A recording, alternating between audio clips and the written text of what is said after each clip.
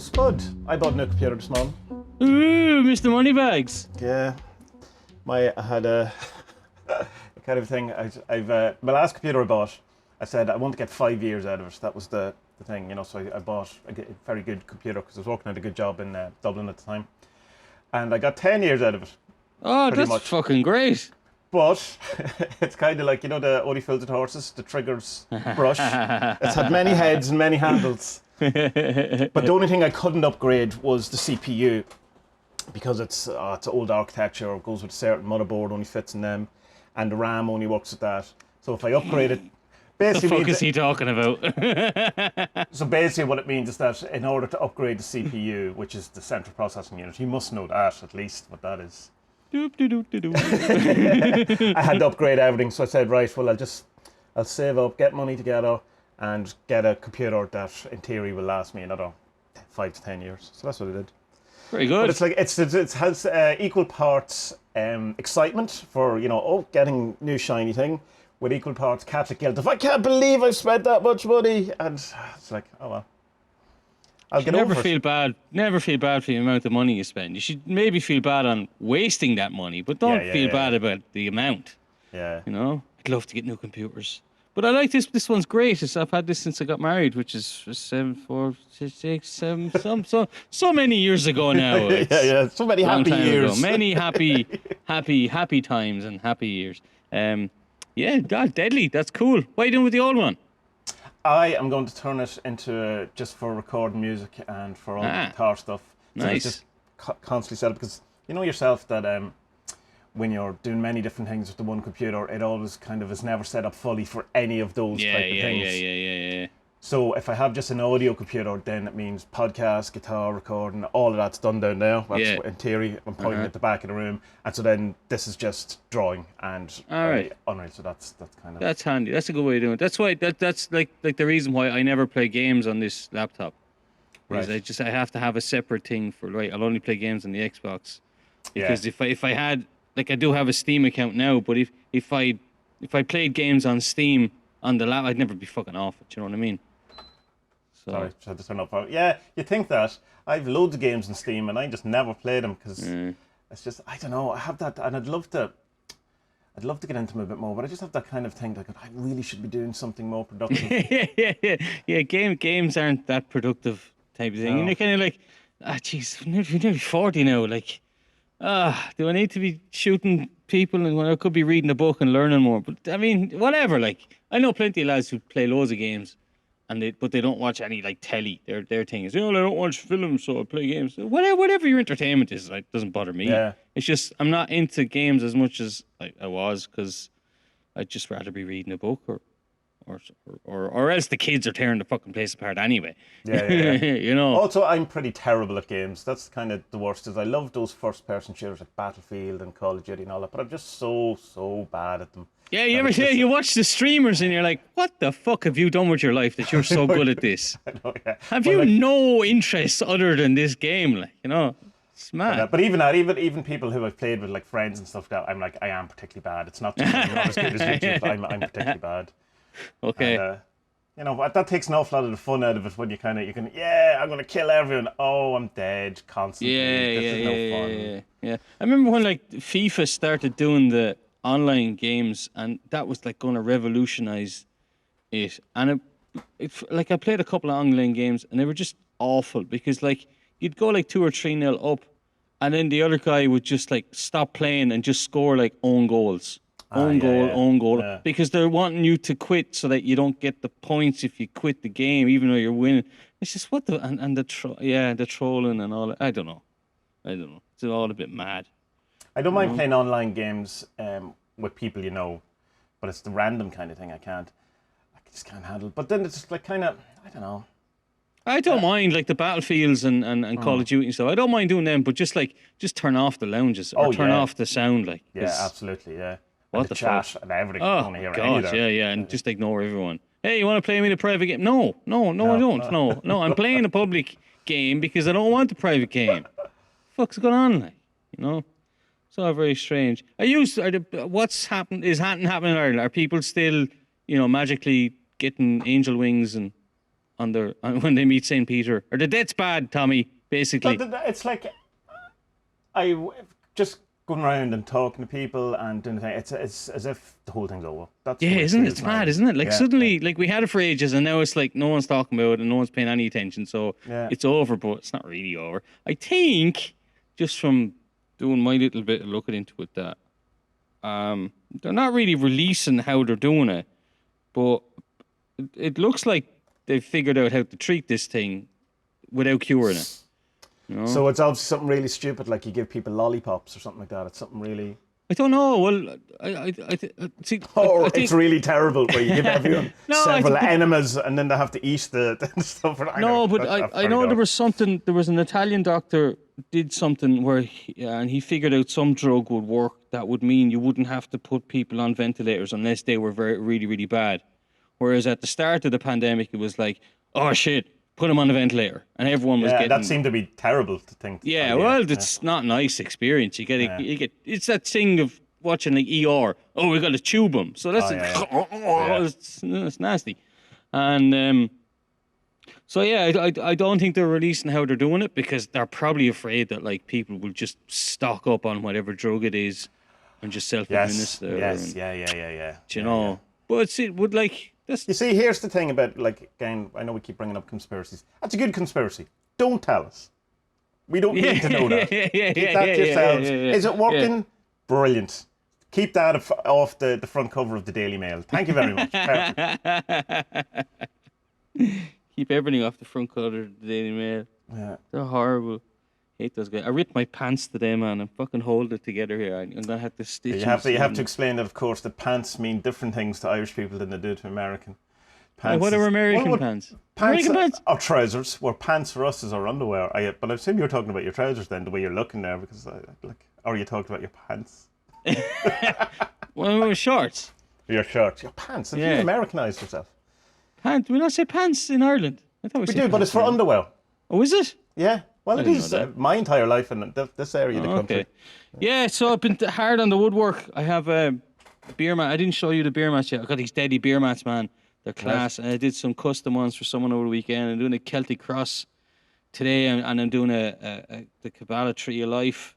And then my shop will be...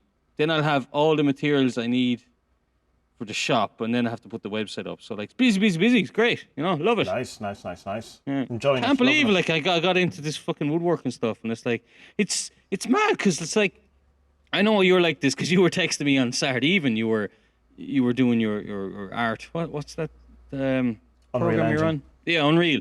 And you were like, text me at 9 o'clock on Saturday night, and I was like, good man, Tommie, fucking go for it. You know, and while most people are out having fun on a Saturday night, Tommie's nerding out. I was having great fun. Like, I'm the same. I'm sitting there over the weekends, because like the weekends, like we try and spend as much time with the kids as we can because we're working during the week. But like, I'm fucking itching to get down into the garage and do some stuff, you know, which is mad. It's a mad feeling. Like you just, okay, like I've had plenty of jobs that I've liked over the years, but this is like, it's like creative and people like it, and it's wow, you know, it's mad. Yeah, it is. And I suppose just going back to the whole gaming thing as well, it's like one of the things of that, like I could sit and I'd be, I'll be playing Red Dead, Redemption, whatever it is, and go, I'd much rather be drawn. You know, it's not even supposed to get, there is other things that I would like prefer to do, like I would sit and kind of do these things, read a book. It's that thing rather than just a guilt thing. But like I said, Saturday night sitting building roads in Unreal Engine, while may not be the most exciting Saturday night, it was very, very fruitful and enjoyable for me. So I totally get it, and it's a great sign that it's that whole thing. Once you find something you like, you'll never work a day in your life. Yeah. I was even like looking up on Polish eBay, different places to buy the wood stuff I'm getting, and then you end up... I went down a mad rabbit hole and ended up buying like stuff for making kimchi, because like, why not? You know? So similar. It's such a similar thing. And I was making booze over the weekend and everything. I've seen that on your Instagram, yeah. It just looked like pots of onions, though, in fairness. Just no, I have peaches, raspberries. Oh, what was the other one? Peaches, raspberries. Millions of peaches. Blueberries. No, not blueberries. I don't even remember what I'd done. It's there are 4 different types of vodkas anyway I'll be able to make. Because over here, you see, it's not like Ireland. Over here, you can buy like the really strong 90% alcohol. Oh, like the Everclear kind of equivalent, is it? Yeah, they call it spiritus here, and it was like white spirits, I suppose. But white spirits in Ireland, you don't really you use it for cleaning your fucking paintbrushes and stuff. Yeah. So over here, you use it as a base for your alcohol. So you mix that with your fruit, and then a few weeks later, then you take that back out and you drain it all off, and then you just add your vodka to that mix, or else you can, or if you want to have something that's strong as vodka. Or else if you want something that's like a schnapps, like a 20% or something, then you'd add water and sugar with it. Well, you'd add sugar anyway to make it taste nice. But yeah, so 6 weeks' times I'll have like 4 different types of vodka and hopefully some Korean kimchi as well. Nice. Oh, it'll be farty that night. Oh. You can make all the tincture stuff then with that Everclear stuff, anything you want. Any like the mugwort, any other things, or even illegal things. If that wasn't illegal, you could make them. But it's illegal, so you won't be making them. Yeah. Mushroom stuff. Ooh, Well, you I could have an definitely idea. make. Is CBD legal there or not? Like the plant, it's the actual thing. the plant. I'm not too sure, but I know like tea and the what do you call it? Teas and creams and the e-cigarette liquid. What's it called? Nice. E-liquid. Yeah, you could probably That's make all your own legal. tinctures of that then. So Yeah. that'd be cool. Making your own. Grow it, turn it into tinctures. Yeah, that'd be sell cool. it. Make your own oil because the oil's very good for you. Apparently, well, I was using it before and it is good. It makes you feel all nice. It's a very strange feeling. It's very hard to explain the feeling that it gives you. It's just a It kind gives of like me zero feeling. It doesn't do anything for me whatsoever. CBD. It Yeah. doesn't remote. And like I know people who it does. Same to you, and people who it doesn't. It just seems to affect a certain amount of people. I splashed out ages ago on it, and I bought a tiny little yolk, about that size. What's that? That's a 200 milligram thing, yeah? But this was about that size, but it was like the strongest mix of CBD you could get at the time. So I don't remember what it was, like 80%. I don't remember. Something big anyway. And that had a big difference, because most of the stuff you see is like 10%, 20% type. Yeah. 20% is considered high, So I splashed out and I spent like €50 or something on this thing. I still have some of it left, and it was like, only take 10 drops, once a day. And but it's just mad, like, just kind of felt like a decompression or something, like a. Right. But like not high, like in no way high at all. Just, one, one love, man. Yeah. Which is mad. Cool though. Speaking of one and all that, how's Minerva going? What's the latest updates on your Holy Guardian Angel bothering? Oh, you asked me something last week, so I asked her. Yeah. So I asked her, and like, if I don't get an answer from I do ask her for a sign, Yeah.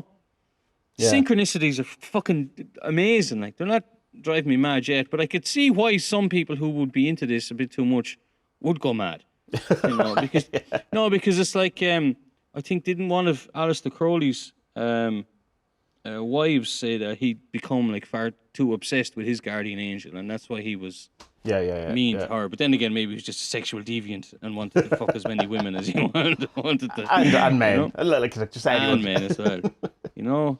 So I wasn't getting any answer at all, but like but when I opened my eyes, the door was just a little bit ajar, and there was light coming in, and which never happens. Agatha never leaves doors open. She has a thing, and I was like, okay, that's it. That's what she means. So, nice. Tommie, she was telling you, open the door, But then again, you're busy talking to Pan anyway, so I suppose you can talk to all of them if you want, but I don't know. Look, I'm no fucking expert on this, and even trying to find out stuff about this is fairly hard, because anything that you do find on it is all about the technique of getting in touch with them. It's not what you do when you're talking to someone. So that must mean that there must be an awful lot of spoofers out there who are saying they can do it or can't do it, and then they're like treating it as a secret not to tell anyone, which I don't really see the point in that, to be honest. I would say the vast majority of people haven't had the knowledge and conversation of the Holy Guardian Angel, which is why there isn't that much written about it.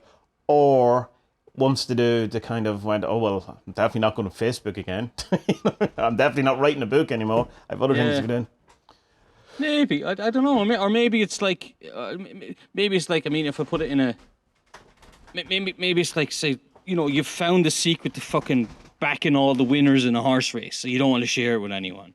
Yeah. Well, I don't know. I think the more people do it, the better, kind of thing. Because I mean, it depends how you use. Like, I still don't know how to use her or it or Well, what maybe it that's is. it. Like, Maybe that's the whole thing. That want to get, and you get there, and it's like, what's this? Like, oh, what do we do now? Like, maybe no one knows what to do now. yeah, I don't know. I mean, it's. I think now at the minute I'm just kind of asking. Okay, is there anything, or what's next, or is there anything I can be doing, or anything like that? And there was a couple of synchronicities I showed to you last night, which is just fucking. I found they were funny more than anything, because like one of the first things she had said to me was what you call it, telema magere or magique or something like that. That's what she said. And then you told me that Alan Chapman had been doing this kind of stuff before. That fucking blew my mind. But like last night when I was looking at these Jack Parsons things, I came across, because I thought that a lot of the stuff on him is fine, but like it doesn't go in. I found, or I thought that it didn't really go in enough on the magic stuff, and then I found one video that just went far too into the magic stuff. Yeah. Went into Gaia territory. Yeah. I was watching it today. It's terrible. Like you know, it's going to be fun when the first comment on the YouTube is, "How dare you leave in the spells and incantations? You should never allow those into your house." And like, what the fuck is going on here? Like, all right, this might be as good. far as he says, and they were all Satanists, black magicians. And I went, right, I've had enough of you. So like, I got one. I know, because it was the Babylon working is this thing that Jack Parsons did, and this. So I'm sure we'll get into that. But yeah, I found this thing.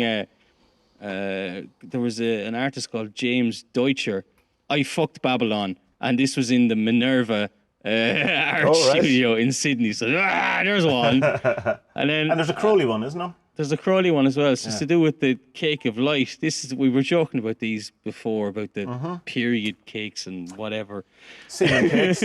Limp biscuits. What are they called? Is it limp biscuits? The soggy biscuits or whatever. Soggy biscuits, yeah.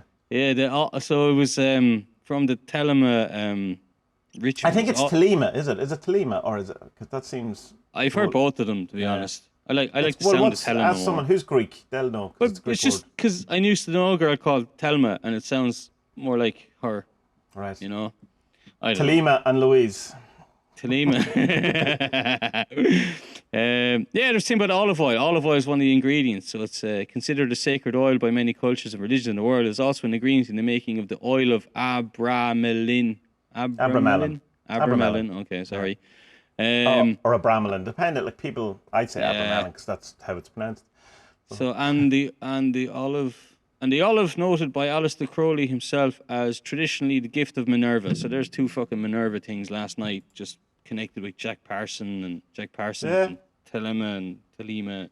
It's mad. Like, and it's funny as well. Like over the weekend, and it's not even over the weekend. Just like there's this the other thing in numerology of when you check your phone and it's 15 minutes past 15 or 16 past. It's like it's just happening all the fucking time now, which you have to take is like anyone who's read on this or knows their stuff is like, that means you're doing something right, you're on the right path. So okay. My thing, I suppose, my difficulty with all that when that happens is that and why Hellier was such, I thought was great, it's because it's so realistic in the sense of it goes nowhere. And Hellier kind of that thing for Pan, and it seemed to go anywhere. And an awful lot of my syncs and stuff are, just things that happen that seem, that couldn't have just been coincidence. It isn't synchronous, all that. But they don't seem to go anywhere. And I kind of be left thinking, going, what was that? Like, it's as if there's a momentum, and then, right. And then the only conclusion I can bring from it is that it's not for us. Like that, the Hellier ritual was not for the people in the cave. It was for Pan, and he's his own business about it. And I suppose looking for, you to have some sort of enlightenment might be the wrong way to approach this, but it's a pain in the ass. No, it's not really how I look at him. I look at him as just a kind of wink from the universe saying, hey, up you boy. Yeah, but what I'm saying is that when you get that wink from the universe in like some sort of situation, and you go, well, what does it mean, right? Like, what is it related to? What is it telling me is the right, you're on the right path? In which area of my life? In what thing? What's, it's like that kind of a, sign. Sometimes it's very obvious when you're going, will I buy this? And it turns out to be, the price that is the exact number that is your favorite number. And you go, right, well, that's a definite thing. And sometimes you'll be just there and something mental will happen. You go, well, what's the relevance? What is it pointing at or something? Yeah, I get you. Yeah, I don't know. It's just, and for me, they've all been kind of connected with the work or with kind of spiritual stuff that I've been thinking of at the time or something like that. Like there was something yesterday, I was using Your 40 Servants and I was in awful form when I woke up on Saturday morning. Awful. Foulest form I've been in a while, and I just woke up just annoyed and pissed off. It must have been to do with dreams or something like that. And I took out your cards. And I do this thing where I don't shuffle them when I take them out, but I always shuffle them before I put them back in. Oh, very good. And I take them out, and I just opened them out, and I just kind of did a little my own kind of banishing thing. Just clear my mind, that's all. Just clear, don't think of anything, clear. And then take the first card, and it was the devil. And right. I read up on it, because like I don't know your cards inside out, like, so I looked it up, and I went, yeah, okay, I know what's wrong. Yeah, calm down, because I'd been working in the morning, and the kids they were trying to play, but they were trying to play with the kitchen utensils. And I was like, look, I got tick with them. I ended up shouting at them, just get out and leave it all alone.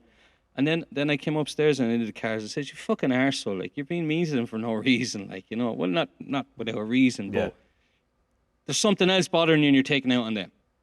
So don't do that. And then and the rest of the day, I was high as a kite. I was just happy to be around them and just in great form in general, because I seen that as a sign from her that, like, yeah, cop on, like, stop being a douchebag, and I did. So that's kind of the way I think syncs are, rather than them leading to, like, rather than you leveling up, to put it in a gamer thing, each time something happens. I think it's just a kind of a, well, that's another dot, that's another dot, that's another dot, but they kind of close. They don't lead you up levels. They just, you understand what I'm trying to say? I understand what you're saying, but it's like, and I know what you mean by the levels, and it is that sometimes, but it's also, they never close most of the time for me. It's like, it's as if the sync is just for the sake of the sync, and there's no bigger reason for it. And kind of, maybe I'm looking too much, but at the same time, it's well, what's going on? What is that? Why is there so much? Why, like, there was one where I got loads of syncs around Abracadabra, loads of them, just the last week and a half, and then it stopped. And I'm going, well, what was that? What was it meant to? And I always feel that I've missed the point, or I've not learned the lesson, or I've not got whatever the message is. And there was one before it, and it was about, I can't remember, it was something similar, but it was like so ridiculous, it kept coming up, and up, and then it just kind of fizzles out, and I'm just kind of going, well, that was interesting, and kind of makes me think, well, there's definitely something to it, and all of that kind of, but nothing too at the same time. Well, like, do you spend any time, say, researching it then, or like, okay, did you look up at it? Yeah, and it doesn't, again, I was going, all right, now I know a bit more about abracadabra. Jesus Christ. But like, it doesn't. Abracadabra. It doesn't feel. It didn't feel like there was any insight. It didn't feel like it was pointing anywhere, and it didn't feel like when I got to the end of it, it wasn't like, that answers my question or anything. It was like going, all right, like, but well, it could have been a bit chimney sweeping, when you go, all right, now I know a bit more about chimney sweeping, but so what? Well, it might be something that comes back later, because like when I was listening to, I don't know if I sent you that, there was a guy, what's his name, Robert Anton Wilson. Oh. There's a thing I found on YouTube where he's talking about Parsons. And, you did send it to me, yeah. I listened to it today, and his connection with Crowley, and there was a couple of things I picked up on that maybe I should have picked up on before.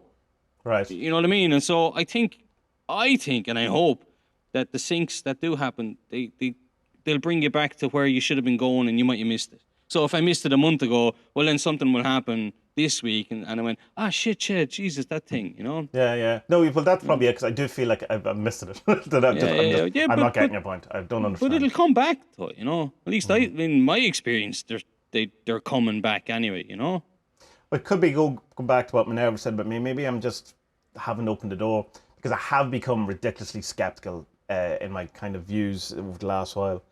And it's like, kind of, you really have to. you really have to impress me, but I don't mean it like that. Like, no one has to impress me, but like, I mean the situation or the sink or the thing really has to, because it's so easy, and which is fine, and you should definitely do it for a while. It's so easy to see everything as a magical kind of occurrence and all that, and that's part of it. Is you should. That's a great thing, but when you start seeing how people in real life, I suppose, or other people apply that, to just how ludicrous that is to run your life like that. Like, particularly when you see the Facebook people and all that kind of stuff doing all the things we've talked about a million times. You don't have to talk about it again. But you kind of go, well, I don't want to be that. So to not be that, I have to be more stringent in my thinking and what I believe and what I allow to be true. Yeah. Because you don't want to be that. Well, I personally don't want to be that. So I'm probably somewhere in the middle of an imbalance of having swung too far the other way, where I've the door too far closed. I get you. Where I'm going, right, what's this abracadabra? What's this abracadabra blah, blah, blah, stuff doing? And I'm kind of, well, it's obviously nothing, because that's all bullshit. And maybe I'm just too sweeping. I don't know. But it's like pendulum, but not in the reality transurfing sense, in the kind of normal sense of that. I definitely have that kind of swing of where I'll go very woo, very not woo, and then kind of thing. And it's, I suppose, somewhere in the middle is where you try to rest, because there's definitely something woo going on, but it's not as woo as it probably. Yeah. I think, I don't know. To ask me next week, I might have a very different opinion on the whole thing. But your man, in that talk as well, because it's a few different recordings put together, he says something about someone had asked Crowley, when is the best time to summon Enochian? Is that how you pronounce it? It depends. I've heard both Enochian. Oh, here we go. Enochian demons and well, it's Enoch, so I suppose it has to be Enochian then. Yeah. Is what I would say. Enochipotopi. That's it. The Enochipotopi. When is the best time to summon his demon, or the Enochian? The angels. Demons. Yeah, and so Crowley is supposed to have said two things, as always. The first one I didn't register because I don't know, but I don't remember. I heard it, but I don't remember. And the second one was Tuesday at 2:00. Yeah, but the second one was you don't have to. They'll find you. Right. So like whatever, like it'll come to you or it won't, or I wouldn't worry too much about it. Like, whatever. I mean, I got nearly 40 years without even knowing what this was. And now not even without even knowing, I was being actively anti it. I suppose. I was fine. I mean, for the most part, yeah. But then again, it's like if you do kind of look up to it, it's this thing about, it's like there was a thing years ago when we would have been kids, and everyone had this fucking frame and this little poem in their houses, and it was this thing about the footsteps on the sand. So when you look into the Holy Guardian Angel, that's kind of the person who it's supposed to be, is this person who stops you dying loads of times when you're in danger, or stops you doing a really stupid thing. It's like, how many times have you been in bar fights? Like you were security man. How many times are you in bar fights where you're like, shit, I could have killed him last night? Yeah, well, I don't know. Usually I could have got killed last night, but me. well, that as well, like, so like she or it either saved you that night or saved you from doing something terrible that night. Well, it's good. It's reflected, I suppose, in the lockdown and the pandemic, in that the lack of something going wrong kind of makes it feel like there was no protection in the first place. So it's like the reason why Ireland did so well and why it looks like it wasn't needed here, because whatever it was, less than 2,000 people died, or whatever the figure is only because it was successful. If it hadn't been successful, then it's, if we hadn't done it, then it's terrible, but it's that thing. So like, you look, well, nothing really mad happened to me that I needed to be saved. Oh, well, you see, that's because you were saved from all these mad things. But it's also unfalsifiable. And so it's like, I mean, it's good, I suppose, kind of a mind game or whatever, but it's like, again, like you can't go, it's that like the whole thing of, I suppose, the Crowley's thing of the, it's approach magic from a science point of view, the aim of religion, but the method of science. Yeah. And it's like, if you have magical ideas and these kind of things that, well, maybe the Holy Guardian Angel has been protecting me and all that. The method of science would say it's unfalsifiable, and it can't be, like, you need something to be able to be proved wrong for it to be a scientific kind of outlook on it. Yeah. So I don't know. It's like the same, that idea of that magic is probability enhancement. And it goes, well, that sounds good. That seems to be, it fits an awful lot of the thing. But again, I can't falsify it in that I can do the lottery and do some magic for it, and it might have reduced the chance of me winning from 1 in 1 billion to 1 in 1 in half a billion. I can't prove that, so so in a sense it's useless. Yeah. But I suppose then you have to take something that's enough. Like, if you did a sigil, and then you flip the coin 50 times, could you by using magic get it to land on heads 45 times or 50 times? And that would be an interesting thing. But I don't think it would. I don't think magic kind of works that way either. So it's not really probability. I don't know. I don't know where I'm going with that either. But No, what I do you get think? you. Do you think it's probability enhancement? What's your kind of No. now that you've been treading water in it for a while? No, because with that sort of stuff, no, I don't. I think it comes back to that old kind of maxim: be careful what you wish for, because you can do magic and say you want to win £1 million, but are you still going? Is that actually going to make you happy? Yeah. So focus on what's going to make you happy. And your man in the reality transferring book has a good thing. It's like, don't focus on money. Money's the byproduct. Yeah. Focus on what you love doing and fucking make money out of that. Monetize that, to use a modern term, So that's kind of the way I think of it as well. Because, look, man, I'm broke. Do you know what I mean? Since the pandemic started, I think of February, what's it now, June? I think in total I've been paid about €1,500. Right? Oh, wow. Absolutely fuck all. I'm skint, all right? But I'm What's happy. your PayPal you know what I mean? address? We said you'll send you some donations. No, but I'm incredibly happy because I'm doing this art thing now that I've somehow fallen into and really like doing it. People like it. Like today, I must put that on the Discord, a public thanks. Today I got a book from Electro Wizard. Thank you, Electro Wizard. Public thanks. And just doing stuff and seeing the reaction of even Aga and showing her the stuff I made. And she said, "Wow, that's deadly." That's fucking hell. How could I not be happy? And fuck it, money. I spent so many years obsessing about money. Yeah. And never having it. Yeah. So now I don't obsess about it, and I'm alright that I don't have it. I don't care about money at all, other than when I'm broke. And even then I'm okay unless to the point that I can't do something, or there's an embarrassing thing where I go, well, I can't go out for pints tonight with no money or something like that. But my day to day, no motivation really, regards to doing anything for money. At the same time, I have learned that it's okay to charge for what you do too, so there's that thing, but it's it's not that's not the same as being motivated by money. It's kind of go, well, I'm going to do it, and this is what it costs. And that's fine if you don't, but Yeah, I'm like that with the things. I'm just going to say, well, look, this takes me 3 hours to make. If I was say teaching English, this would be my hourly rate, so that's how much I want. That's what it is. Yeah. And I think that's totally fair. And my thing was always not to make loads of money, but was how long can I keep doing this for? How can I sustain this? Before I have to get a job. But absolutely, that's. But I mean, I know but it's good enough motivation, because that seems like hell. Real job? No, thank you. But so it's like you kind of reframe stuff where it's not how much money can I make. It's how cheaply can I do all of these things? Not in a cheapskate way, but let's not spend 200, 300 quid a week in a pub like I used to do when I was in my 20s. And whatever. Just on fucking, let's not do it. That keeps you going for another couple of weeks of an artist's life. Or you can have two nights out that you regret and take a week to recover from. But I think it's good, I'm delighted that you're happy and it's working for you. But I mean, my blind just fell down there. The light is getting less, but it's I assume that it's still with the hope that it is turning into something, in some sort of money making thing. Or do you not want it to be do you want to separate?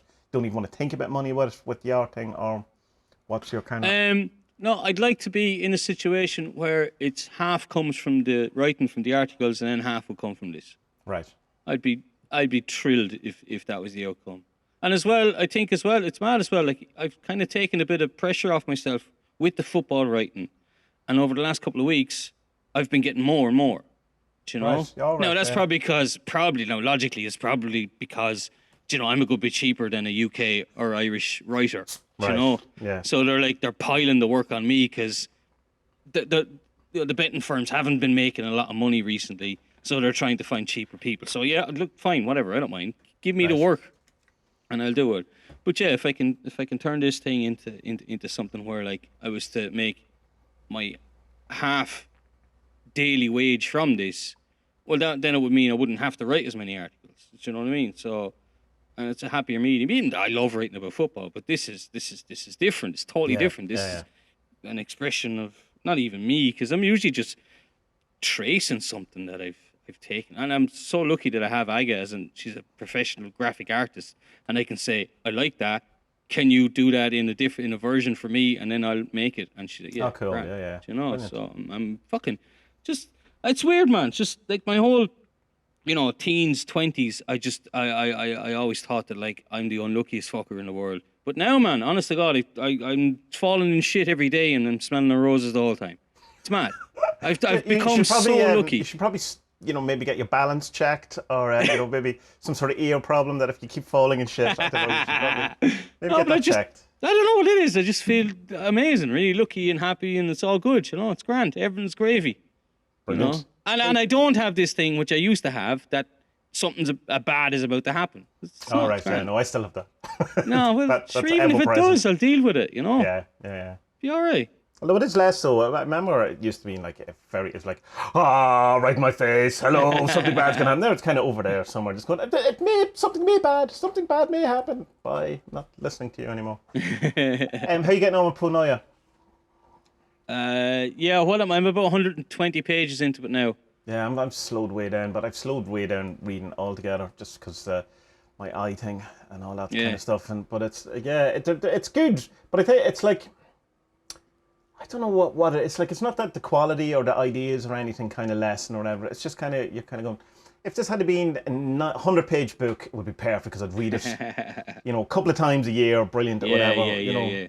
I think the problem is it's too scattergun. There's too many, like in some pages you have like these kind of weird news reports, and it's 20 different news things and trivia. It's trivia. Yeah. Where it's like, it's not really, like, okay, cool, I get your point, but it's not really needed. Like, I'd prefer to know the story of how you came up with this, and because there's bits of that as well, how you came up with it and how it's benefited in your life. But then like the little blog articles he has on his website, they're really good.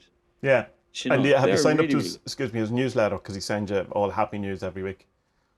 I have. I did sign up to it. I don't think I got one actually. I must look into that. Yeah, and he sends you a nice little horoscope as well. Right. Yeah. Which seems to be, I have been doing it for the last couple of weeks, but it seems to be all really nice. It's not kind of, oh, is your wife cheating on you? Today will be the day you'll find out. The fuck kind of horoscope is that? The Daily Mirror. What's our Mystic Meg or whatever. It's like, oh, is someone being unfaithful? Is someone lying to you? That star charts were in one of those Parsons things, weren't they? Yeah. Oh my God! Is this a thing? Do people pay much attention to this type of stuff? Oh man, yeah. Astrology is massive. Like, no, I know astrology, but like, I know that they're like star signs and today your Mystic Meg and all that. Your horoscope is this week or this. Yeah. But like take that, and then throw all that out, and then astrology is something completely different. All right. That's all to do with your sun sign, and it's a very small part of astrology, that whole horoscope stuff, and it's very really trite. And there's like a whole other section of it, like that's huge. All right. And is well, I mean, there's that court case, and then, like, I don't know the details, but so astrology was banned in America, whatever it was, and there was a woman doing it, and she was someone ratted on or whatever, and the judge says, well, this is against the law, blah, blah, blah. And she goes, well, give me the birth date of 3 of your friends or 3 people, whatever, and I'll do the charts, and then you can tell me whether it's rubbish or not. And she was perfect. She got the 3 people perfect. And that's how the law was changed, that it's not illegal anymore. It's not considered fortune telling. All right. And she didn't hire a PI to... No, it's literally in the... when she was at court, she didn't go away and do anything. And it was like he says, here's the birth dates of 3 people. So kind of something... That's the story. But it's something I never really got into too much because I don't want to know. Because I have that fatalistic thing that if I'm told something bad is going to happen on Thursday, something bad's going to happen on Thursday because I'll make sure something bad will happen or I'll worry about it. And then I can't... Like years ago I went to... what do you call it? Not a fortune teller. Someone who... Yeah, it was a fortune teller, whatever. She read with playing cards, but she also could see dead people and all that. And she knew the name of my uncle who had just died. you know, and like you can go, oh, she must have studied. She didn't know I was coming, so it's like kind of weird. She knew his first name, John. She also knew my grandmother, and she also kept saying, "There's a guy here, and he's holding his head, and there's something wrong with his head." And I was going, "Oh, I don't know what that is." And then when I was out, I was going, you know, Vanessa's friend who died 2 weeks previous by falling off a roof and cracked open his head, and I was going, "Oh well, yeah, it was probably him then." What? Yeah. But anyway. Wow. So there's loads of things, and she kind of knew like stuff or whatever. And even if she's totally fake, she was brilliant at it, and it was, you know, totally worth whatever, the 20 quid, 50 quid, whatever it was. But she was saying, because I was going, well, what's the future? What's from me? She goes, oh, you're going to work with kids, you're going to do something, and whatever I was into at the time. She was going to say, well, that's not going to happen. It's going to be this. I got terribly depressed after that, you know, because I was going, well, she knew all of this, so that seems real. And then there was this prediction of the future. Yeah. And I was going, I can't think that way. You know, I can't let that in on me. So that kind of astrology thing was that if it was going to say something like, oh, well, the next 4 or 5 years are going to be, you know, they're going to be quite hard and they're going to be quite bad. Yeah, it's just like, I just don't want to fucking know, you know. Yeah. Because I'll be going, just like, oh, really? It's hard enough to get up in the morning without knowing that the next 5 years, you know, Mars is going to fucking fuck with you. Or whatever I read it is. something a while ago. And I don't know even how it came onto the timeline. And it was all about how, like, there's so many planets in retrograde, I suppose it is, now at the minute, and all these it's matching up with all these things, and I stopped reading it. I have no idea what the conclusion was or how. I stopped reading after the first paragraph. But no, I don't need to know that. The idea about retrograde planets, and the big one is Mercury, is that, you know, everything's an elliptic, obviously, and spinning around the sun. But because of the way they work, is it looks at some point that Mercury's actually going backwards. It's just slower, and it's that kind of illusion. Venus does it too. And when Mercury goes backwards, there's this whole thing of Mercury retrograde, where everything kind of fucks up, where things break, where life is an awful lot harder, and all that kind of stuff. And people like to blame, you know, lots of stuff on it. And I don't know, my life's kind of, well, not really so much anymore. That's a bit pessimist. For a long while, it felt like I was in a constant Mercury retrograde. So I just go, my computer's always breaking, you know? Why am I always spilling milk? Yeah. And how come, like, you didn't mention today that, like, Jupiter's gravity took, like, 14 comets away from Earth's gravity and saved us. No one mentions fucking Jupiter, do they? No, it's Mercury's in retrograde. Jupiter's fucking pulling the whole thing together up there, and he's like, fucking, why doesn't anyone like me? And the moon's stealing our happiness, according to David Icke. All right, okay. Yeah. And Saturn's the bad guy. But astrology would, if you're into it, like, don't dismiss it. Is it, what's the old expression? Millionaires don't believe in astrology, but billionaires do. I think it's a weird thing to do, though, like to take a dead figure and then figure out their life posthumously. What's that word? Posthumously? Posthumously. Seriously, it's not 2 words. No. God damn it. Me, the proofreader, huh? But I have so many words that I've got, and people go, that's not how you pronounce it. Because I've only ever read it. How am I meant to know how it's pronounced? Yeah. I've never heard anyone say it. I thought I was being smart using the word that I... Anyway, whatever. Yeah. Total fail there, huh? It's the epitome of saying words wrong. Fuck. No, I just thought it was a strange thing for him to do, to, like, look back at Parsons' life and take all these dates and whatever, mix them all together, and then get a pattern which looked like a U or a V or something. And it's like, oh yeah, well, obviously da. I was like, yeah, okay, well, anyone can draw 2 maps on the fucking on a globe and say they meet up after someone dies. Like, shut the fuck up. But I mean, it's the whole kind of Nostradamus thing. It's easy to see stuff in it, you know, that he probably didn't see. But he did predict stuff that seems a bit weird, you know. Yeah, the astrology thing, I know people who swear by it, people who I respect and trust and all that, who absolutely swear by it. So I absolutely don't discount it, because, I mean, you know, there seems to be something in it. But apart from my own kind of, I don't want to know the future, because I feel it'll hinder me rather than, you know, help me. Yeah, I'd rather know the present than the future, to be honest. Well, there's the thing, you see, that's the thing with the astrology as well, that you can look back and go like, well, you know, if you go, well, what was that going on? What was that thing about? And they can kind of go, oh, well, the reason that your life was so, you know, weird when you were 22 was because there was all of these kind of influences and stuff like that. So I can understand that could help. But I don't know. You know, I'm not the person to talk about. I got that Hellenistic astrology book that's meant to be the one. And I did do what's her name? I can't remember her astrology course, and it's one of those things. I got through the whole book, and I went, "Oh, that's very interesting," but you'd have to be doing it every day to retain all of that. Benabel Wine's astrology course. Even tarot is like that for me. It's like, tarot's like cool and interesting, but like you have to do it every single day. It's like, today I'm okay. I don't need to know. But like what I said, I prefer to know now, the present, than tomorrow, because like, okay, I have to get to tomorrow first. Yeah. You know, and yesterday's done. Whatever. Yeah. Like, okay, I can learn from it. Cool. By looking back or whatever. But I have these things to do today. Give us a hand. Tomorrow, I'll worry about tomorrow. You know, that's just the way I am. You know. So Jack Parsons. Yeah. We're getting longer and longer. Well, we did mention him a number of times. You're a big fanboy of his, aren't you? I am. Yeah, no, I really like him. I think he's a very interesting character. He's one of those people who, that when you get into the occult and magic, people kind of talk about an awful lot and kind of mention him without. I think he's kind of used as a poster boy without people knowing really an awful lot about him. You know, it's just kind of, oh, Jack Parsons, blah blah blah. Because there wasn't an awful lot known about him, the first book that came out that people kind of latched onto is that book by John Carter called Sex and Rockets, and which has a Robert Anton Wilson introduction, but even though his name is bigger than John Carter on the actual cover. John Carter's a pseudonym or nom de plume of the publisher.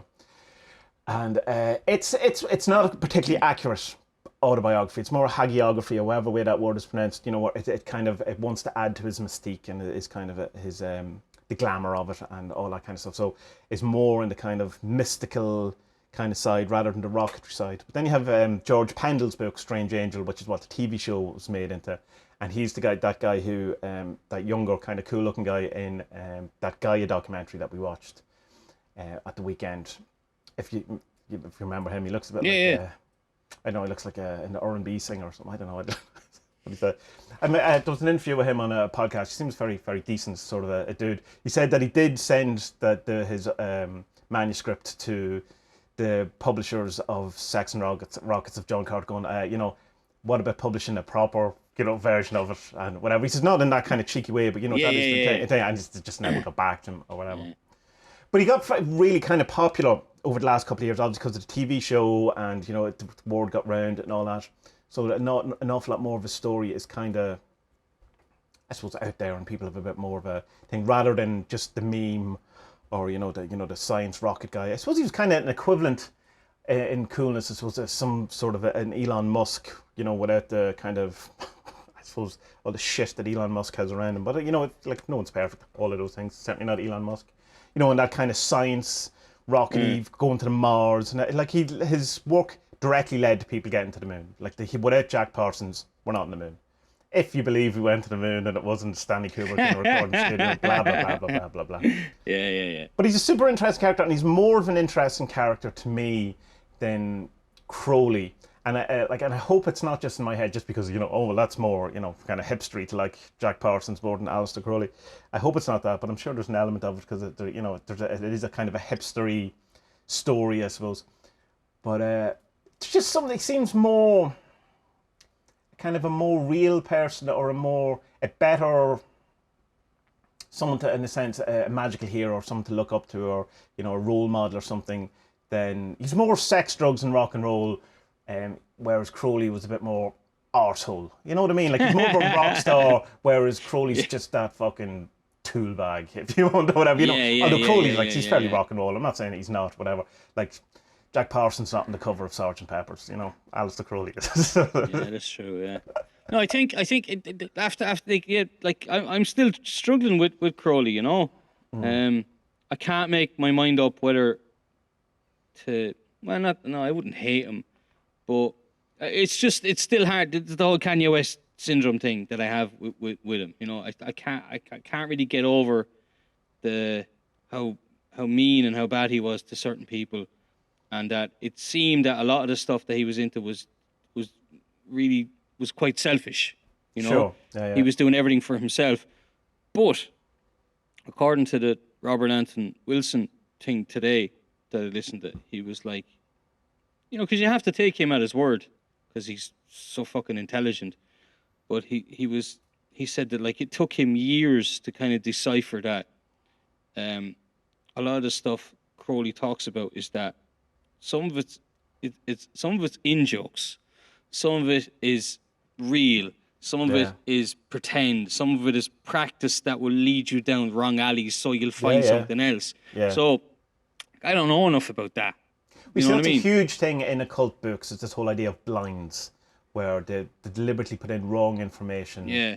To different reasons. People say one is to get out of the whole kind of thing of publishing stuff so that they don't get in trouble if someone does call up Satan or whatever, or that it because witchcraft laws and all that. That was still kind of could have been a thing. Other is because it's to try and to test you to see if you'll walk past it, if you'll get around it, whatever. And also an awful lot of it is people repeating blinds that they got from other books. It's true, so there's kind of it follows through. And Crowley being a kind of a trickster kind of spirit, or at least try to portray himself, not portray himself, is portrayed in that kind of way. You can definitely see that would be something he would get a kick out of doing. But he does have, certain books, like Magic Without Tears is basically a letter correspondence between him and Karasoro, which is just a woman student. And it's the whole idea is like, let's not do any of this kind of stupid stuff and let's just, as plain as possible, let me answer your questions and we'll go from there. So it's a particularly good non-blindy, though there's some blinds in it. Like, I mean, it's so stupid. I don't know. It's like, but there's other things like when you read Elvis Levy's book or whatever, there's like one thing will be explained once, like one sentence about what, like astral light is or something. And then, for 200 pages it'll talk around it. And if you didn't get that one sentence that explains what, like say, I don't know, he's talking about, let's make a board, blag, and he says blag is astral light, and then he talks about blag for 200 pages. If you miss whatever that sentence for that thing, you will not understand the next 200 pages. So just all of those type of things. But I did say to you on a few occasions when we were talking about different people is that when you're going to be dealing with occult people or these type of things, you are more than likely always going to come across that in some way these people are all assholes. In some part that there seems to be a thing that no matter what point you look at, there's some sort of assholic element to it. Like there seems to be, and I think that's probably in all people. Like as yet, I haven't found it in Bill Drummond. So but I mean, I wouldn't be surprised, not by how he presents himself, but just going by previous things. That there's some point you go reading these people or watching these people. Oh, awesome, awesome, awesome. Oh, you're a huge racist. Oh, God's sake. And it's like you're going. So it's like I'm almost expecting it from people. So it doesn't affect me as much in the way. So the whole thing about Crowley being an asshole, I'm going, well, he's an asshole, right? Grand. What did he do? Whereas you are still kind of, I suppose, in a sense, you're still not separating the character or the music from the musician or that kind of thing, which is fair. Well, I think it's fair though. Yeah. Well, okay. Well, yeah. Probably it is, but as well, you see, when I come across people, I kind of try and put myself in their shoes as much as I can, and like, while all like the exploration and the hijinks that Crowley got up to is fucking cool, and give that a go. I'm not going to be a dickhead to my kids, even though I was a dickhead to them yesterday morning. I shouted at them, but like I'm not going to just here, leave me alone and traipse across Asia on your own, and just I hope you don't die of typhoid.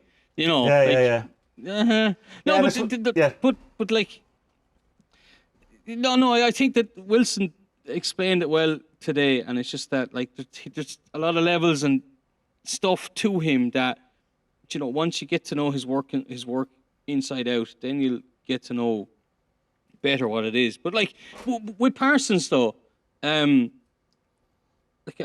anything that I've watched so far, he's definitely easier to like as a person, even though he is as flawed as a person as anyone is flawed. Like he's as in a sense self-motivated or selfish, I suppose. Like he's very focused on what he wants, to the kind of exclusion of family, friends.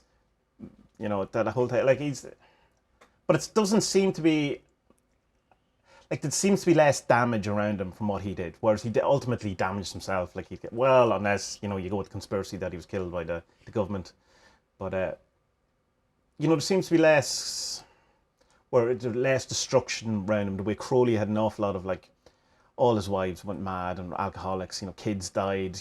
People had nervous breakdowns. You had dysentery. You had being chucked out of countries because mad stuff is gonna. You get chucked out by Mussolini. You're not doing something great, really. No, true, yeah. No, I found Parsons interesting, all right, but I didn't. I found the documentaries a bit shit. Yeah, they were skirting around stuff and not really giving. You see, there's so little information about him when these were made, and particularly we watched one on Gaia, which immediately had Lon Milo the Catman. Here we go. Lon Milo is the only person that Gaia can interview when it comes to your cult. Lon Milo, by the way, he's lovely and I love him, but it's like that Crowley one we watched last week is going. Is this a Lon Milo documentary? Yeah, it's a Lon Milo documentary. Yeah, but he gives a really good explanation for what magic is in this one, though. He says I suppose Lon's famous one is it's all in your head. You just don't know how big your head is. That's. No, what was he saying? He was saying that when you're doing a ritual and you're summoning a demon, I think that's what he's summoning a spirit. You know that when you look back on it, it's all in your head and it's a manifestation of some characteristic in your head. But when you're doing it, you feel like it's real and tangible. Yeah. I thought that was good. But that links up with one of the first magic books that we were talking about on the podcast, the Stealing the Fire from Heaven. Yeah. He says magic is psychotechnology, doesn't he? I think that's what psychotechnology. Yeah. So I thought that was cool. And I suppose Alan Moore is one as well, the same one that undoubtedly the only place or the one place in the universe where gods actually exist is in the human mind. But then it's the same thing. To bring this back to Parsons then, and then like what he's most infamous for is this Babylon working, yeah? So if someone like Lon says, okay, like you should know that this is all in your head, but you're using tricks to convince yourself, then what's really the point then of these long... Well, because Parsons wouldn't agree that it was all in your head, necessarily. Like, he was actually trying to get the goddess to reincarnate on the planet. Which, in a sense, so was Crowley. But it's like that was the whole the invocation of Babylon. I know he did say it was Marjorie. Is it Campbell or Cameron? I never remember her name. Cameron. That she became the kind of, I suppose, the actual physicality of that working or whatever, because she had so many attributes equivalent to Babylon. But I think he genuinely thought a whore is what you're basically saying, yeah. Well, I mean, it's the spiritual sacred whore. It's not quite just your dumpster slut, I suppose. But yeah, no. Well, I mean, the Babylon kind of archetype is huge in magic and stuff like that. And it's there in Crowley as well. But it's. I don't know. I mean, who can speak for Jack Parsons? But he seems to have definitely was trying to usher in a new age of. In a sense, get rid of the kind of, the patriarchy and the kind of, the God New World father figure, not the godfather figure, and that kind of idea of that the return of the goddess Sophia or Babylon or whatever, in the kind of, I suppose, the whore aspect, because we had such chastity and anti-sex and sex is dirty and from the Judeo-Christian kind of things, we had this. The opposite want of, not necessarily just debauchery, but the freedom of it. Which, I mean, that's very OTO and, that whole kind of, the lodge that they had, everyone was, jumping into bed with everyone else. And it's the free love. And that all kind of led to the free love of the 60s and all that. Like, he was a whole, whatever, a decade previous to that, and he was espousing these kind of thoughts or whatever. I mean, but I don't know. I know the actual question is if it's all in your head. What's the point? And I can answer it not from his point of view, because I don't know. I'll answer from my point of view, is because when you change your head and you change your mind, you seem to change the world. Whether that's just your perception of it or not, it's kind of, I don't know. No. It definitely does seem to change. I understand all that. All that, but it's just that, okay, so they take on this 3-month working with L. Ron Hubbard himself. Yeah. Who was, of course, working for the government undercover. Oh, yeah, of course he fucking was. He's a horrible piece of shit, L. Ron Hubbard is. That whole story about the yachts is a great story, though. It just shows you how much of an arsehole he is, that it was. But, no, but it's just, I mean, for me, I still kind of struggle with, like taking on these big long, month a ritual that takes a month, or takes 3 months, or takes a year and a half, like Crowley trying to do the angel up in Scotland. Like for me, it's just like, well, I mean, I would find it hard to be in a state where I would need to do something continuously for 18 months, even though I think I know what the result should be that comes from it. Like it's not like studying for an exam. You know what I mean? Right. Whereas that, like, okay, so I study for a year, I get examined on it, and then I pass and I get my qualification. Right. This is, you're doing a ritual to trick yourself into believing something so that you get the result that you want to happen. I don't need 18 months for that. Yeah, but you see, that's because you're coming at it from a chaos magic point of view, whereas they're coming at it from a ceremonial point of view. Yeah. So they're not necessarily seeing it as a kind of a psychomagic or psychotechnique. They're seeing it as, you do these actions every day, you change the physical world. And it's not necessarily, while, they would think that the mind plays a part in it, the actual part of magic is the physicality of it. Like the actual performance, the ceremony, all of that. And the other thing I suppose to put back on it is that not everyone gets to contact their HGA a week after they decide to do it. Like you. I know that. I'm lucky. So think of it this way: that if you were hanging around with people and you believed them and they had got their HGA, had the knowledge and conversation, the whole conversation. So you believe that is a thing that's to be done, and this is the way it takes a year and a half or whatever, or it can take less than a year and a half, depends on the thing. And you find that you have to do that. That's what that your part in life or whatever. You would, if the reward was great enough, if that's what you thought it was, I think you would, because you would take a year and a half to write a book, or you would take a year and a half to make a documentary. So you say, oh, there's nothing I would do every day for a year and a half, and I go, well, you would definitely. Yeah. No, you're right. Yeah. You do some sort of art. Well, no, it's not. It's because because I would agree with you, but it's in that when you kind of look at it from the different perspective, you go, oh no, well, like if you see it from an art point of view, I definitely would. But if you see how has things like OTO and Telema, how do you think has Chaos Magic had a big effect on these type of organizations where people are like, well, we don't really need all the rituals now? No, I don't think so. I think that the kind of see, it's just different flavors, or it's different. Like, more people are into Chaos Magic, I'd say, than Telema or Telem or whatever we want to, or the OTO or whatever. But that's only because Chaos Magic has become very popular. I wouldn't say that Telema has got any less popular. It's just Chaos Magic got more popular or something. But I don't know. I don't know anyone. Well, I know a few people who are Telemic. Would that be the correct kind of Telemists? Telemists. Telemists. Yeah. Telemites. Telemites, yeah.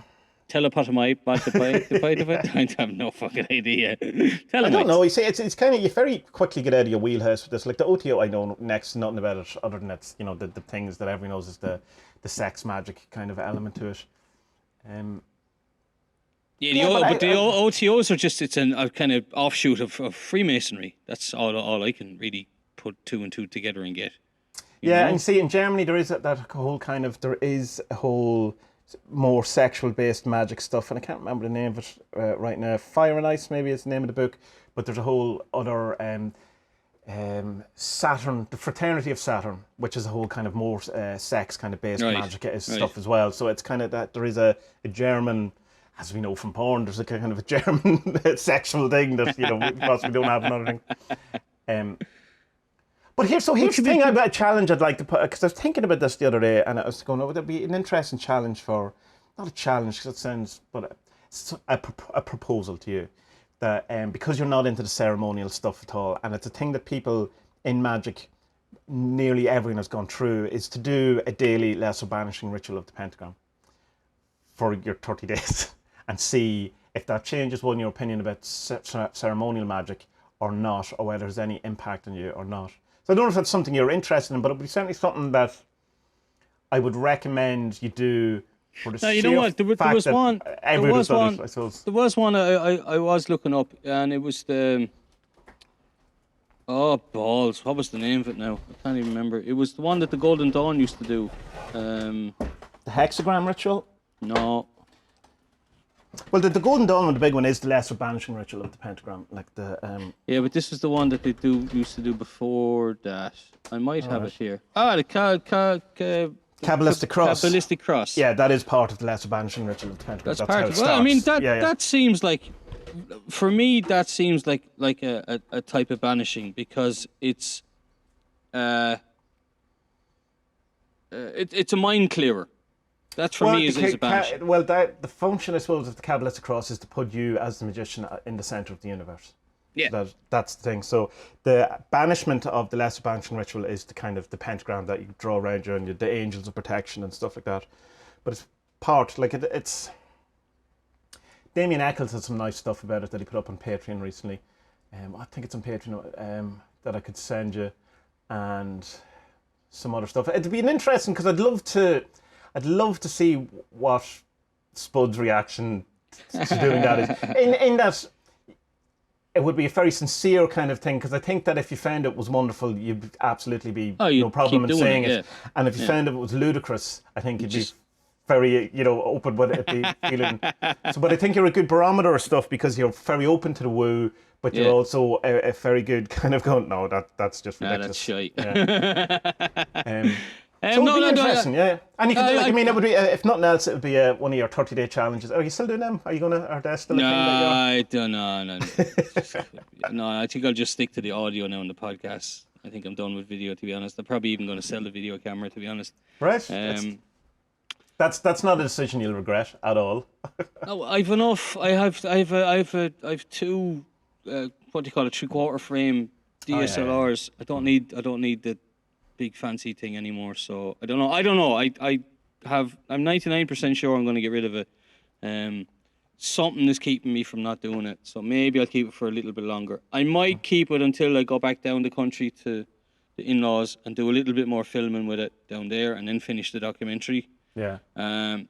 But then again, I don't have to keep it for that. I can use one of the other ones, so I don't know.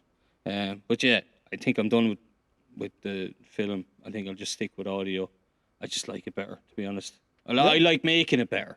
Yeah, well, that's, you know what I mean? Like, obviously, I watch a lot of YouTube videos, everyone does. Yeah. But I just prefer to make audio now. With Parsons though, to come back to him and his kind of what got him into the occult. So like, there's some people who say, right, he tried to summon the devil when he was 13 and stuff like that. But like, I'm not really clear on like what got him into it really. Just like the sex and the weirdness or the kookiness of it, and that got into it. And did he just go too far into it and end up trying to summon, Babylon and try and make a golem with Marjorie, what's her face, Cameron? Yeah. Or like, did he go too far? Or I'm just not convinced. I think his motivation is that because he was pushing himself more than anyone else. This whole striving, like the rocket thing and the magic thing, the two very big parts of his life, where I don't think the actual divide is science and magic. I think it's drive. He had this massive drive for his vision to manifest. And I think when you see it as that way, in his work, in his science, is JPL. Like, I mean, that's what's. It's like Jet Propulsion Laboratories, or Jack Parsons Laboratories. Laboratories. And so it was the same then with his magic. That when he found Thelema, it was a thing where he goes, well, I can do the thing. I can impress my will in the world. I can get my the things I want.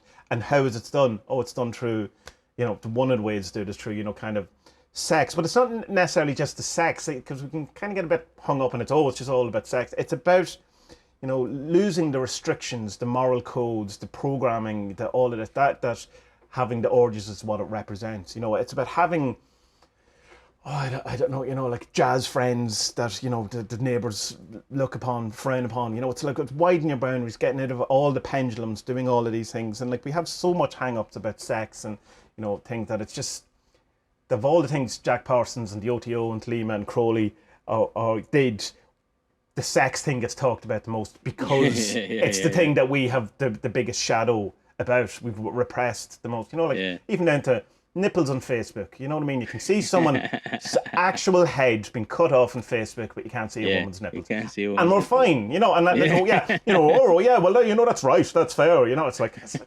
is it? So, like, I suppose if you're trying to throw off the shackles of some sort of conservatism or, the things that are holding you back, then I suppose sex is an enjoyable one to jump at. The only thing though with sex magic for me, and like I get it because, but like I remember years ago reading some book about the Masons and how the higher levels you went up, the more they would tell you about tantric sex and try and practice tantric sex because the moment of orgasm is the moment of your oneness with the universe. Yeah. Okay, we've all had earth-shattering fucking orgasms where you're like, "Wow!"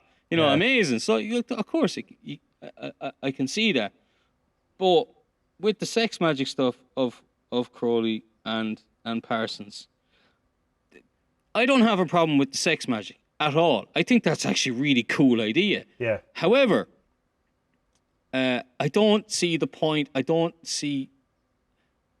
think the best way for that, for me anyway, would be like, what's stopping us just from going into a brothel and fucking some $50 whore, which is maybe expensive, I have no fucking idea, and then try to do magic? I don't think it'll work that way. I think it's better if you're actually in love with the person. You get me? Yeah, maybe. So but the orgies you'd have to try it and see. Maybe it's massively more effective. You don't like. It's that kind of like it's easy. No, I don't know, but I think that if you're actually in love and you're having sex and having good sex, then I think you're going to be more in tune with the world and with the universe and with yourself. Well, and with counter to herself. that though, that if you're in, because the thing is, if you're in love with the person and you're in that, you're mixing up your will with another person. You're not as clear in that. You're mixing up two different souls, two different psyches, two different whole things. So you're muddying the whole kind of field. So it could have the exact opposite. Whereas when you're, like, lessen the importance of, say, reality transfer and all that. If you have just like your $50 whore you don't care about, whatever, might have a more pure intent and focus of your will unmixed up with anything else at the moment of ejaculation. I'm not buying it. Because I think love is the thing that will push it further. Could also muddy it, as we know by when people get married and relationships, that people can lose themselves and become this kind of amalgamation of two different people, so that the will of one person might lessen because of it. I don't know. I'm not saying I'm not really the sex magic guy at all, but I can. Playing devil's advocate, I can definitely see an argument for, which is your argument, and I can see the counter argument, and I don't know which. I would have to probably depend on how synchronistic you are with the other person in relation to what the goal of your working is. That if you want something very synchronous and love kind of that involved, it's probably someone you love. If you want something very selfish, very one single focus with no influences from someone else, it's probably someone who's very little relevance to you. Or masturbate, whatever. Yeah. But you have really, it's like talking out of far out of what I know about, because it's just not something So it's total conjecture on my. Do you think Parsons? Do you think he succeeded in what he wanted, or was he left wanting? Because I've said other things. I've seen some things that said he did succeed and some that he didn't. So what's your feelings on it? It depends. I think him and Crowley, certainly the things they were looking for happened in many different ways after it, and nearly exactly the type of things they were looking for. But whether that's because they did it or whether that's because they were forerunners of the just before their time or ahead of their time, whatever, like that. Just But let me interrupt you then. What were these things that he was trying to achieve, Parsons? Because that doesn't come out in anything I saw. Well, I suppose it's the kind of thing of the free love, the kind of hippie culture, the counterculture, the taking back your power, the will, all of that kind of stuff. Same as Crowley thing, again. But he had a very, like, Jack Parsons had a very kind of distinct kind of thing. Like the Babylon working, it's worth looking into. But it's hard to get kind of good coverage on it, because you have not only the kind of Christian kind of, they're Satanists, they're black magicians, that Gaia kind of approach. You can't go from other people, because you're getting the same from the L. Ron Hubbard people, So there's that kind of muddied the waters as well. Like, we've probably never had a proper good Crowley documentary. Like, imagine a good Crowley film where it wasn't, anti-Crowley, but wasn't, it's like the flawed character kind of thing, but wasn't, he's a Satanist, he's a, the Strange Angel thing, is the TV show is very, very good. It got cancelled after 2 seasons, and you could tell the second season kind of it waned a wee bit to me, but it's worth, well, did Parsons get what he wanted? We got to the moon. He changed the way air flight and rockets, and he took an idea of a rocket. But I thought he was doing the Babylon work because he wanted to be the Antichrist. But you see, the Antichrist isn't necessarily what you think the Antichrist is. Oh, no, I know. I know. Okay, so in popular culture, the Antichrist is the one who brings the end of the world, yada, yada, yada. But with the Freemasons and the OTO and stuff, the Antichrist is like the one who sets humanity on the proper path to spirituality. Yeah. That's the quickest way I can do it. So, but I don't. No, obviously, like, because no one is there, like, to any extent. Yeah. But it's kind of, I suppose, looking like John Higgs' argument that the KLF is what ushered in the 21st century, and it's a brilliant argument. Like, I mean, and you can go, I 100% agree with you. It's definitely not true, but I mean, you can patch enough things together, so it's hard to know, like, the influence of Jack Parsons. Whereas he definitely changed. He changed modern life more than Crowley did, in just the whole, the kind of sense of he furthered science and furthered, all of this type of thing. But I don't know if he had a bigger influence because more people know who Crowley is, and I'd say that definitely. I don't know. The answer is I don't know, and there's no point in kind of skirting around it. Because there's part of me wants to say, well, no, he didn't. But every time I do that, I go, but. Yeah. It's like, going back to the Hellier thing and the Pan thing. He didn't succeed in becoming the Antichrist because he died at 38 by, let's say he blew himself up. Which is a terribly sad thing that his mother then committed suicide as soon as she heard it. Oh, Jesus, that's awful, sad. Isn't it? Yeah.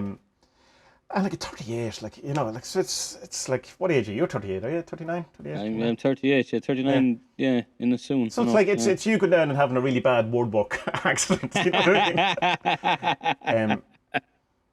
But you can't, I suppose, you can't discount people's, like, someone made a TV show of him, 50 years after he died, or whatever it is. So it's like, I don't know. It's hard to know.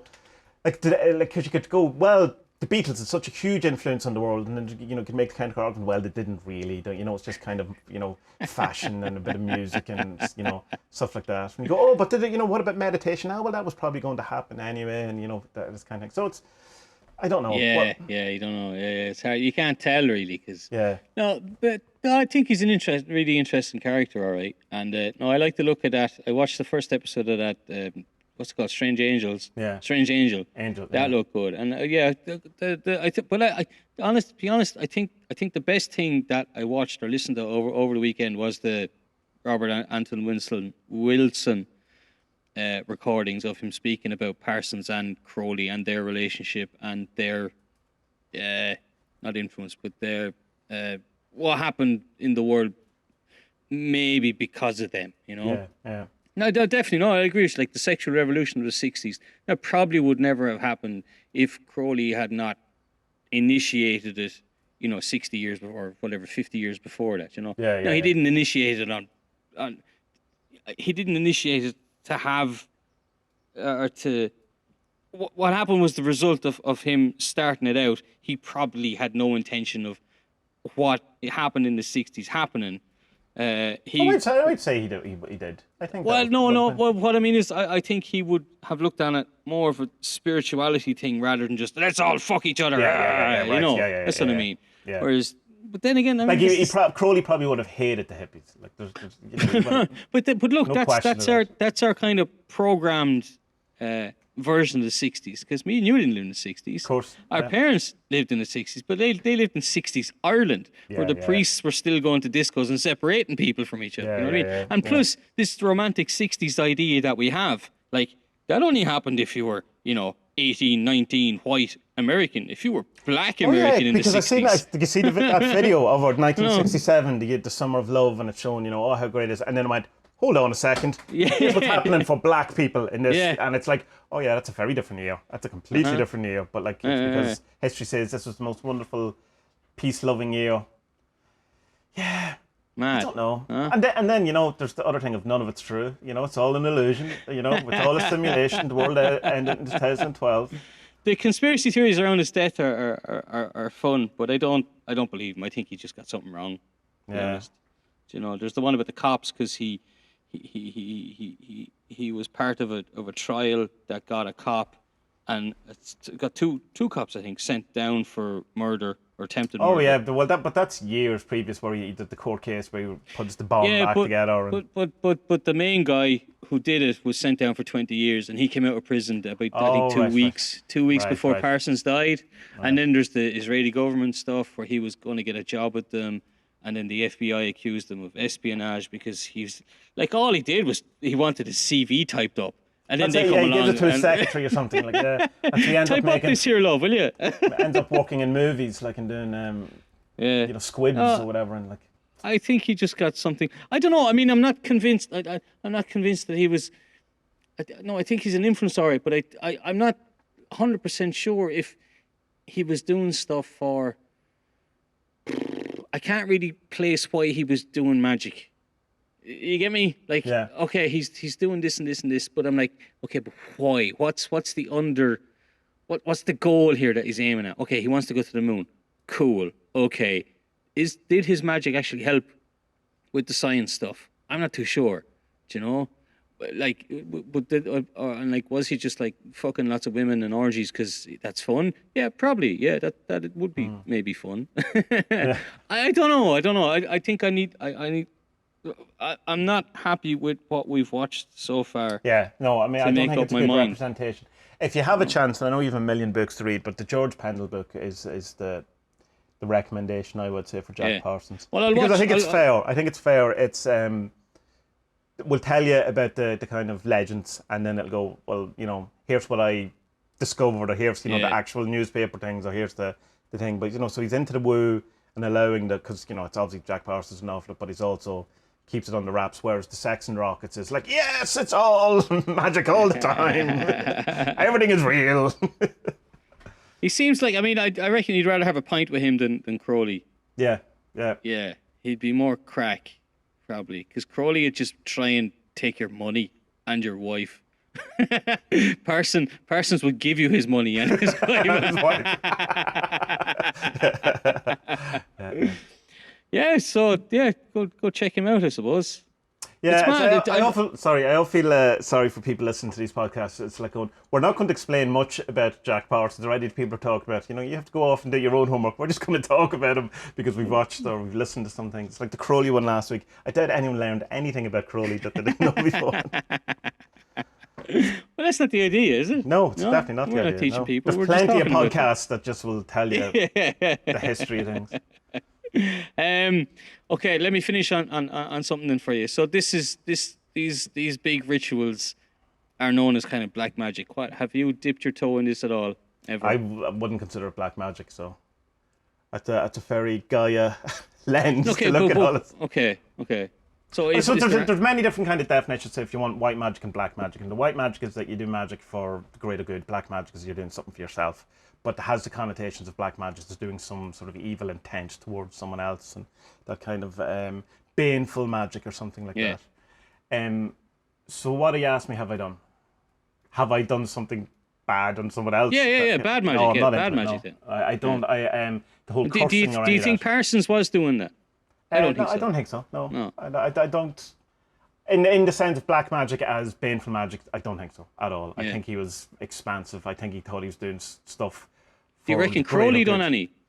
Oh, I'd say he did. Yeah, I'd say he did. Like, I'd say if definitely have a sense that he definitely did some vindictive magic. You know what I mean? Like, well, he admits that. Like, I mean, there's the magic wars and all that kind of stuff that he was involved. Throwing bad energy at people. Yeah, that's right. Yeah, that's mad, isn't it? Yeah. That's just a big waste of time. I'm like you, man. I don't see any point in doing. No, because like say something like cursing or something like that. To me, it's the equivalent of when you break up with someone trying to be their friend, and you go, you're prolonging the agony and the pain or something. Just let them go. It's impossible to do. It's hard to do, and all that. But if you curse someone, if someone's doing you bad, you're prolonging it. You're keeping the kind of energy entangled. You're keeping thinking about it and all that. Get rid of them. Banishment, much better. I don't, people go, oh, they'll never learn the lesson.